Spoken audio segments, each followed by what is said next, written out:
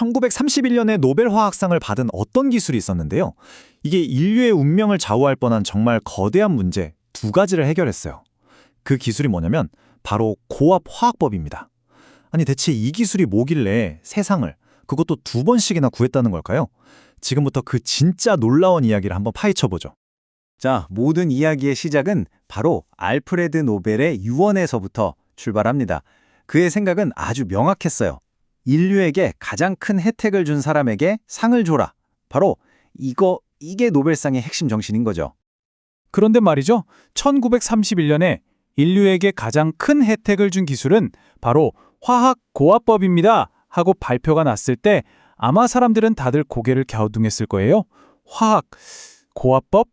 대체 그게 뭐길래 그렇게나 중요했다는 걸까요? 이걸 아주 간단하게 설명하면요. 말 그대로 엄청난 압력을 쓰는 기술이에요. 기체들을 막 엄청나게 강하게 꾹 눌러서 평소 같으면 절대 일어나지 않을 그런 화학 반응을 억지로 일으키는 거죠. 이 기술의 핵심이 뭐냐? 바로 내가 원하는 결과물을 진짜 극적으로 많이 만들어낼 수 있다는 데 있습니다. 이걸 진짜 쉽게 이해할 수 있는 예가 있어요. 바로 우리가 마시는 탄산음료 병이에요.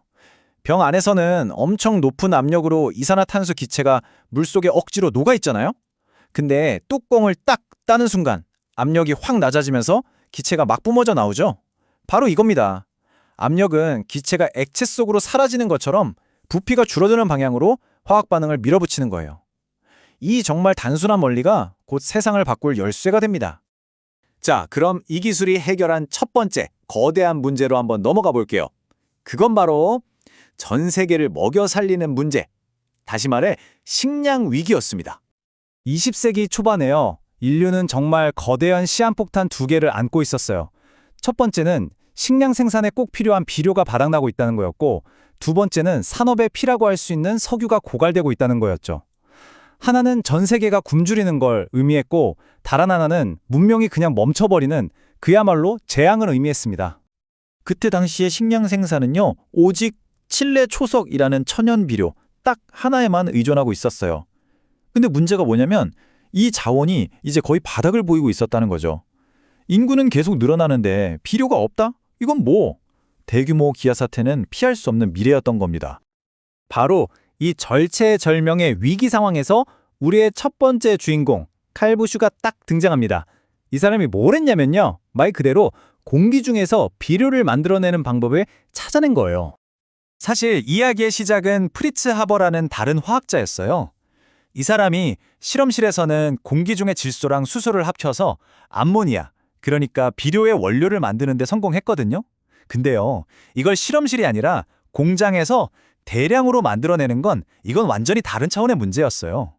바로 이 거대한 공학적 과제가 칼 보슈에게 떨어진 거죠. 보슈가 마주한 문제는 진짜 치명적이었어요. 암모니아를 만들려면 200기압이라는 어마어마한 압력에 500도나 되는 고온이 필요했거든요.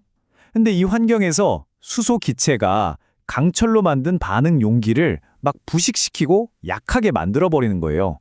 압력을 견뎌야 할 용기가 망가지니까 대량 생산은 아예 불가능해 보였죠. 보슈가 이 문제를 해결한 방식이 정말 기가 막힙니다. 이중벽 장치라는 엄청난 아이디어를 내놓은 건데요. 이게 뭐냐면 뜨거운 반응은 일부러 약한 내부 용기 안에서만 일어나게 해요.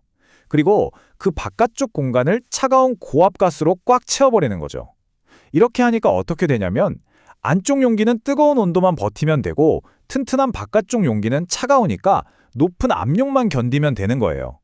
고온과 고압, 이 두 가지 어려운 문제를 그냥 분리해서 따로따로 해결해버린 겁니다. 정말 대단하죠? 그 결과는요? 그야말로 혁명적이었습니다. 인류는 마침내 공기를 원료로 사실상 무제한으로 질소 비료를 만들어낼 수 있게 된 거예요. 더 이상 칠레 초석에 목맬 필요가 없어진 거죠. 식량 위기라는 거대한 위협이 완전히 사라져버렸습니다. 근데요, 이 고압 기술의 위력은 여기서 끝나지 않았어요. 인류의 또 다른 거대한 고민, 바로 현대 문명을 움직이는 동력, 이 연료 문제를 해결하는 데도 핵심 열쇠가 됐거든요. 생각해보세요. 자동차, 배, 공장, 모든 게 다 석유로 돌아가고 있었잖아요. 근데 석유는 무한하지 않았습니다. 언젠가는 고갈될 자원이었죠. 석유가 없는 세상, 상상하기조차 힘들었습니다. 바로 이때 두 번째 노벨상 수상자 프리드리히 베르기우스가 등장합니다. 이 사람은 보슈와는 전혀 다른 길을 가고 있었는데요. 바로 이 연료 위기를 해결하기 위해서 혼자만의 연구를 하고 있었어요. 그의 목표는 뭐였냐? 바로 딱딱한 고체인 석탄을 액체 연료로 바꾸는 거였습니다. 베르기우스의 아이디어는요, 석탄을 그냥 태워서 열이나 얻자는 게 아니었어요. 대신에 고압의 수소를 팍 주입해서 석탄을 아예 화학적으로 바꿔버리자는 거였죠. 그러니까 흔해 빠진 고체 석탄을 아주 귀한 액체 석유로 바꾸는 기술, 바로 석탄 액화 기술이었습니다. 베르기우스가 성공할 수 있었던 비결은 두 가지 혁신적인 아이디어 덕분이었어요. 첫째, 석탄가루를 그냥 쓰는 게 아니라 기름에 섞어서 썼습니다. 이렇게 하니까 열이 골고루 퍼져서 효율이 확 올라갔죠. 둘째, 이 석탄, 기름 혼합물을 펌프로 계속해서 반응기에 집어넣을 수 있게 만들었어요. 덕분에 공정을 멈추지 않고 계속해서 돌릴 수 있게 된 겁니다. 자, 이 숫자 25만, 이게 대체 뭘 의미하는 숫자일까요? 바로 25만 톤의 가솔린입니다. 1930년 단 하나의 공장에서, 그것도 석탄을 원료로 해서 1년 동안 생산해낸 양이에요. 이건 그냥 실험실 수준의 성공이 아니었던 거죠. 한 나라의 에너지 수요를 감당할 수 있을 만큼 거대한 산업적인 성공이었다는 걸 보여주는 숫자입니다. 자, 이제 결론으로 가볼까요? 이 두 사람이 남긴 유산은요, 그야말로 한 시대를 완전히 바꿔놓은 엄청난 진보였습니다. 이 두 과학자의 업적을 간단하게 정리하면 이렇습니다.